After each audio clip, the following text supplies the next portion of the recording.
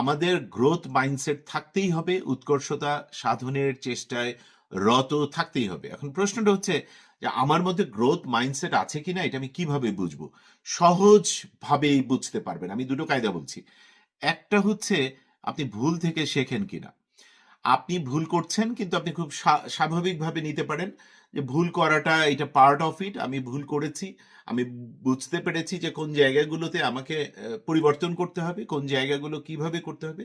এটা আমি শিখে এই লেসনটা এখান থেকে নিয়ে পরের বার আমি নিশ্চিত করছি, চেষ্টা করব আমি যেন এই ভুলটা না হয়।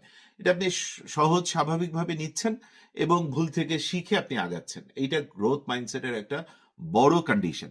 সেকেন্ড কন্ডিশন হচ্ছে আপনি একইভাবে ব্যর্থতাকে সহজভাবে মেনে নিতে পারেন কিনা।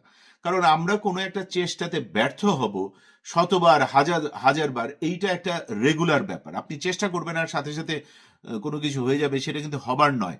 এটা যদি হয়ে থাকে কারো বেলাতে, একবারের চেষ্টায় হয়ে গেছে, সেটা এক্সেপশন। এক্সেপশনকে আমরা কখনো এক্সাম্পল হিসাবে নিব না।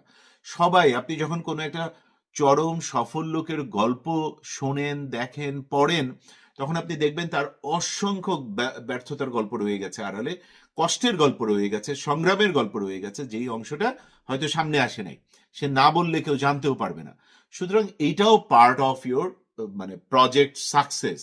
আমি সফল হবার জন্য যে চেষ্টায় নামবো সেখানে আমি একাধিকবার, অসংখ্যবার আমি ব্যর্থ হতে পারি। আমার মধ্যে ওই দম আছে, ওই দমটা নিয়ে, শ্রম নিয়ে, ধৈর্য নিয়ে, ভরসা নিয়ে আমি লেগে থাকবো।